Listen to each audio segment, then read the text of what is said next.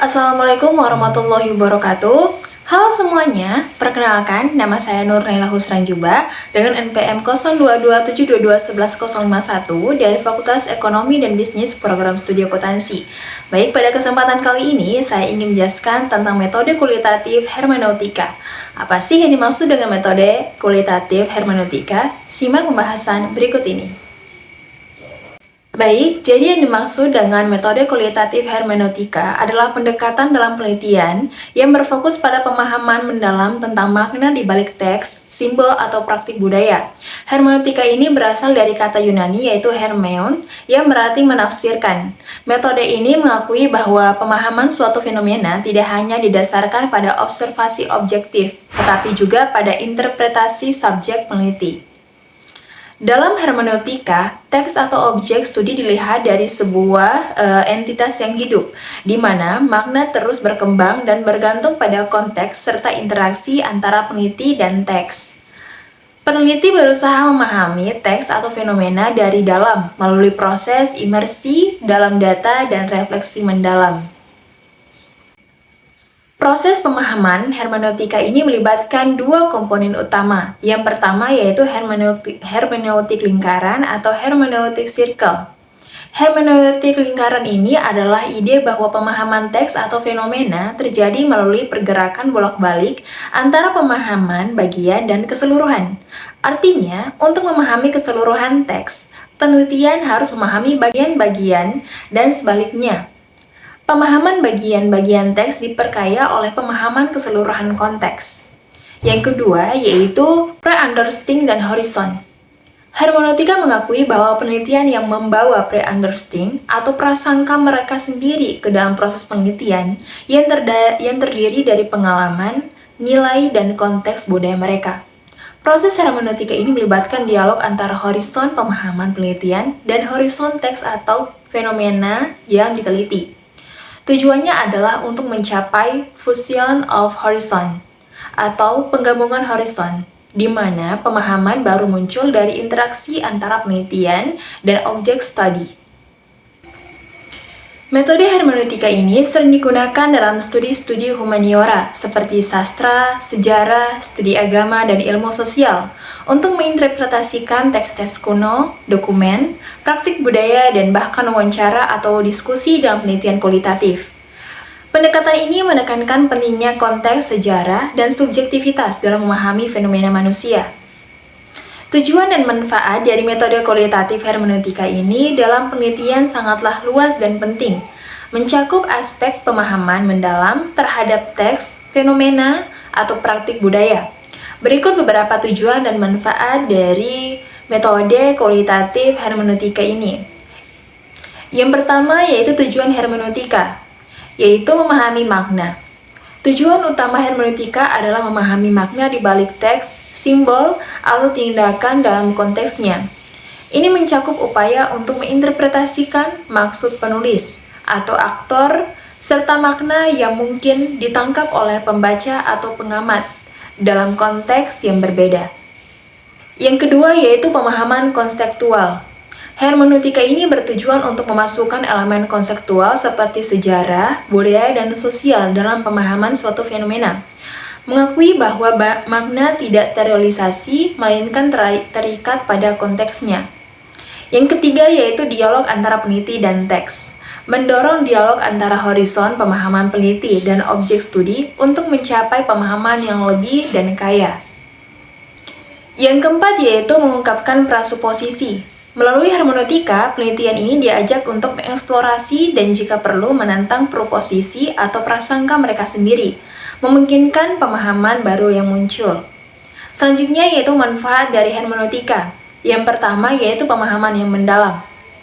Hermeneutika ini memungkinkan pemahaman yang lebih dan dalam nuansa tentang fenomena, mengungkapkan beberapa lapisan makna yang mungkin tidak segera akan tampak. Yang kedua yaitu fleksibilitas metodologis. Pendekatan ini memberi penelitian kebebasan untuk menyesuaikan metode mereka berdasarkan objek studi dan pernyataan penelitian untuk mendorong kreativitas dan inovasi dalam sebuah penelitian. Yang ketiga yaitu menangani kompleksitas. Hermeneutika ini sangatlah berguna dalam meneliti fenomena kompleks yang tidak dapat sepenuhnya dipahami melalui metode kuantitatif atau eksperimental, seperti identitas budaya, interpretasi teks agama, atau dinamika sosial. Yang keempat yaitu menghargai perspektif subjektif. Metode ini mengakui nilai dari perspektif subjektif baik dari peneliti maupun subjek penelitian dalam mengkonstruksi makna. Yang kelima yaitu kontribusi terhadap teori. Hermeneutika dapat menghasilkan insight dan teori baru yang berkontribusi pada pemahaman konseptual dalam disiplin ilmu tertentu. Dengan demikian, hermeneutika ini tidak hanya membantu dalam menginterpretasikan teks atau fenomena, tetapi juga berkontribusi pada pengembangan pemahaman teoris yang lebih dan berlapis dalam ilmu humaniora dan sosial. Metode kualitatif hermeneutika ini memiliki karakteristik yang khas dan membedakannya dari pendekatan penelitian lainnya. Karakteristik-karakteristik ini mencerminkan fokus utama hermeneutika pada interpretasi dan pemahaman mendalam mengenai makna. Beberapa karakteristik utama dari metode hermeneutika. Yang pertama yaitu interpretatif. Hermeneutika secara mendasar bersifat interpretatif, menekankan pemahaman dan penafsiran makna di balik teks, peristiwa, atau fenomena. Proses interpretasi ini tidak hanya sekedar analisis literal, tetapi juga mempertimbangkan konteks, simbolisme, dan nuansa subjektif. Yang kedua yaitu kontekstual. Makna dianggap terikat pada konteksnya. Hermeneutika memperlihatkan latar belakang sejarah, sosial, budaya, dan lingkungan dari teks atau fenomena yang diteliti, mengakui bahwa interpretasi tidak dapat dipisahkan dari konteksnya. Yang ketiga yaitu siklus hermeneutik. Proses pemahaman dalam hermeneutik sering digambarkan sebagai bergerak dalam siklus atau lingkaran hermeneutik, di mana peneliti bergerak bolak-balik antara pemahaman, bagian, dan keseluruhan. Ini mencerminkan pemahaman bahwa bagian dan keseluruhan saling terikat dan mempengaruhi satu sama lain. Yang keempat yaitu dialogis. Hermeneutika menganggap proses penelitian sebagai dialog antara peneliti dan objek penelitian, misalnya teks. Ini termasuk pengakuan terhadap pra-pemahaman peneliti dan bagaimana itu berinteraksi dengan materi penelitian untuk menghasilkan pemahaman yang baru. Yang kelima yaitu reflektif. Penelitian ini diharapkan untuk secara kritis dan reflektif mempertimbangkan pra-pemahaman mereka sendiri, termasuk asumsi dan bias, serta bagaimana hal-hal ini memengaruhi proses interpretasi. Keterburukan atau keterbukaan terhadap perubahan dalam pra-pemahaman ini dalam bagian penting dari penelitian hermeneutik. Yang keenam yaitu pemahaman subjektif. Hermeneutika mengakui peran subjektivitas baik dalam objek penelitian maupun peneliti.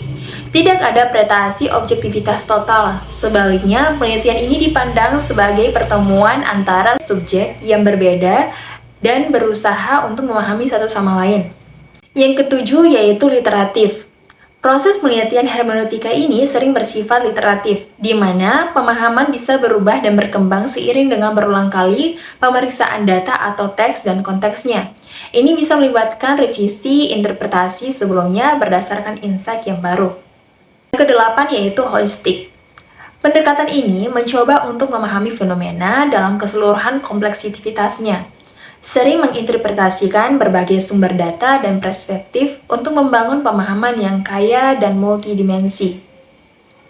Karakteristik ini mencerminkan pendekatan yang khas dan mendalam dari metode kualitatif hermeneutika dalam memahami berbagai fenomena, khususnya dalam konteks teks, budaya, dan interaksi manusia. Metode hermeneutika ini meskipun seiring dikaitkan dengan penelitian akademis, juga memiliki aplikasi dalam kehidupan sehari-hari, terutama dalam cara kita memahami komunikasi, interaksi sosial, dan media. Berikut ada beberapa contoh aplikasi hermeneutika dalam kehidupan sehari-hari. Yang pertama yaitu membaca dan menginterpretasikan berita. Ketika kita membaca artikel berita, kita tidak hanya memahami kata-kata secara harfiah, tetapi juga menginterpretasikan makna di baliknya berdasarkan konteks sosial politik saat ini, latar belakang penulis, dan perspektif pribadi kita. Proses ini mirip dengan hermeneutika, di mana pemahaman mendalam tentang teks melibatkan dialog antara prapemahaman kita dan informasi baru yang disajikan.